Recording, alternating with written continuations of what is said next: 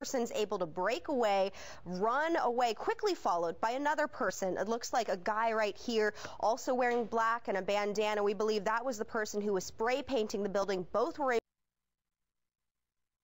Folks, I want to apologize up front for our graphics department. We all know there's only one sun, and yet, sure, there are two moons, yes. It doesn't matter what the weatherman says if you have a symmetrical, all-wheel drive Subaru.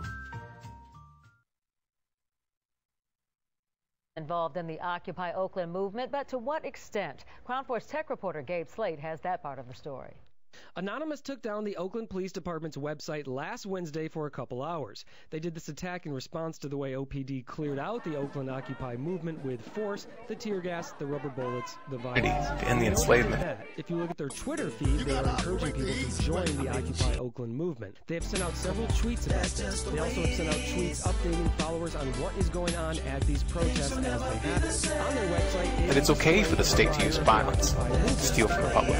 Perhaps you believe that such second, calling for a general strike and protest. And on their front page, they are do not justify the means. And if you're honest with yourself, you'll have to admit that the ends don't ever seem to quite materialize as promised to. Anonymous has consistently pushed out on the web home videos. The vast majority of your money goes straight into the pockets of the bankers and the war profiteers. And it always will if you keep turning to government thugs to enforce your good intentions. You might think that you can change this by creating new laws and regulations. Is supportive of the Occupy Oakland movement. But are they pulling the strings? Are they the ones organizing it? Organizing the actions taking place? I caught up with CNET's chief political correspondent, Declan McCullough, to shed some light on this question. Anonymous is sympathetic to it. They're lending their support directly, indirectly through Twitter, through the website, that kind of thing. But they're not behind this. They're not the ones running this or anything like that. It's more that they're ideologically aligned. Gabe Slate, Crown 4 News. One of the most vocal demands from the protesters, more jobs. But the word today from Federal Reserve Chairman Ben Bernanke, don't hold your breath. As Catherine Heenan reports, the Fed is predicting high unemployment will stick around for the next 2 years.